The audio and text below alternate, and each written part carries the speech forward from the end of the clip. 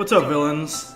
Dragon Ball Black here, and today I wanted to go ahead and do another epic fusion. And this time I have to give the switcheroo. And in the last video, we talked about Sasuke and his Sharingan given to Vegeta in Dragon Ball. Well, in this video I wanted to go ahead and switch it up. I wanted to go ahead and give the Majin power to Sasuke. Now, I know a lot of you guys might be thinking, hey, why not give Sasuke Super Saiyan? Because I'm getting to that, okay? Sasuke's not the one that needs to be going Super Saiyan Narutoverse. At the same time, it'd be a very quick video because the Super Saiyan in the Narutoverse would be extremely powerful. And it would change everything. But I'm saving that video. I'm saving it. I might even use Sasuke again. I don't know. Right now, I want to focus on the Majin power.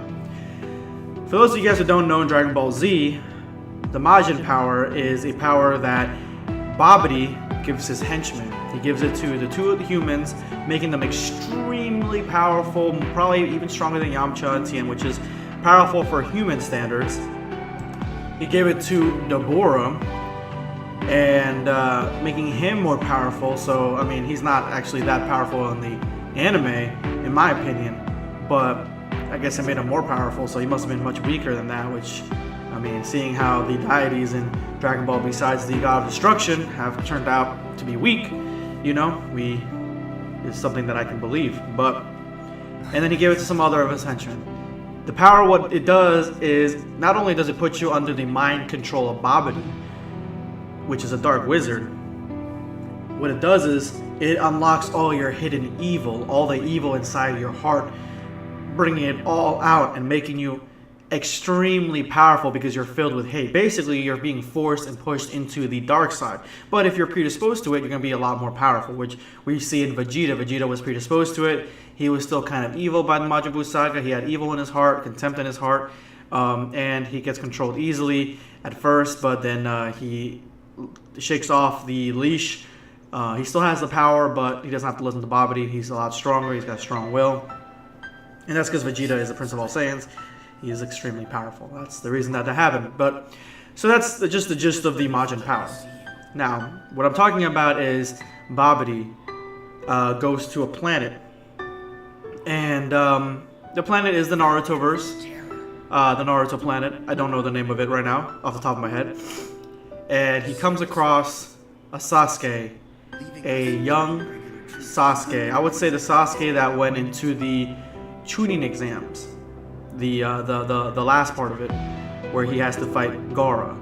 That Sasuke, and he meets him training. He sees him training, and he feels all the hate and hatred that's coming out of Sasuke. So what he does is he pushes the Majin power on him and takes control of Sasuke. He takes control of Sasuke. And say Babidi's going after the same thing. He's trying to control a fighter because he's trying to gather energy to summon Majin Buu, which would probably destroy the entire world unless, you know, all the forces came to stop him. But even then. So Babidi takes control of Sasuke and unleashes all his evil. So what I think what would happen first is Sasuke would unlock his full Sharingan. At first he only had 2 little pinwheels. He would have all 3 of them. That would be the first thing. Then he would be even more pushed into unlocking, because there's so much evil and hatred that's coming out of him, he would be pushed to unlock his Mangekyo.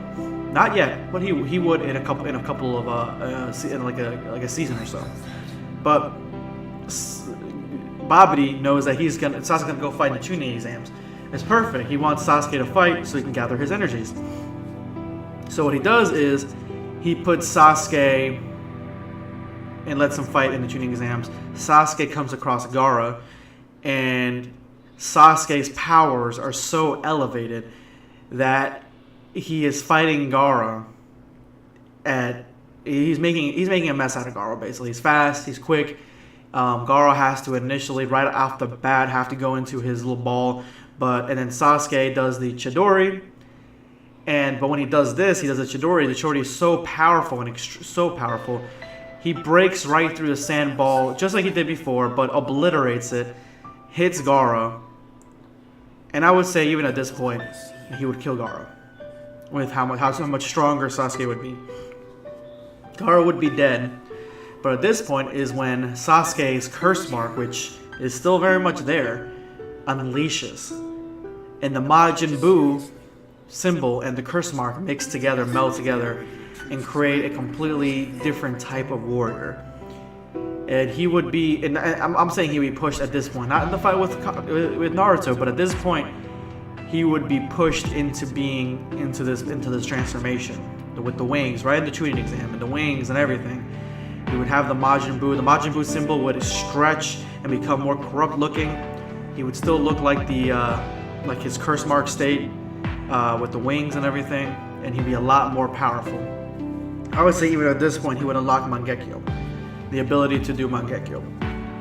That's when Konoha gets attacked by the Sand Village. Sasuke, seeing as he's evil, he literally just goes through a rampage. He tears through bystanders, through the stages, through the stands, and then leaves Konoha. And at this point, he goes to search for Orochimaru, and that's where it begins. It begins a lot earlier. He becomes Orochimaru's trainee. And Naruto, having to deal with the invasion of Konoha, he can't follow Sasuke like he did before in the original. So what happens is that it happens earlier. Naruto has to look for Sasuke, but he can't find him, just like he was doing in Shippuden, early Shippuden. In Shippuden, eventually, Sasuke now has full control over the curse mark, has full control over his Mangekyo, has unlocked Susanoo, and is in full control of the Majin mark. And at this point now, I would say that years have gone by, and the power that can emit from two people like humans, basically, essentially, fighting, is very, very minimal. So the power that's gained to increase the power of Majin Buu, to revive him, is minuscule. So it would take years for it to come. It's not like two Saiyans fighting, and then that's how fast it went. It's literally the fight. Sasuke has to fight, even though he's extremely powerful. He'd have to fight a lot for many years, so the Majin power could send energy back to Majin Buu to wake him up. I would say that we're close to waking up Majin Buu, but at this point, Sasuke knows that what Babidi's intentions are. He's controlled the Majin symbols, the Majin power, so much that he is now Vegeta. He doesn't have to listen to Babidi, but he does, because he's a ninja, and he knows that Babidi is planning on unleashing this creature, and I think Sasuke would know that he can't control Majin Buu, and neither can Babidi. So he would just unleash Majin Buu, which, in all intents and purposes, Sasuke would believe for many, many years that Majin Buu was extremely powerful.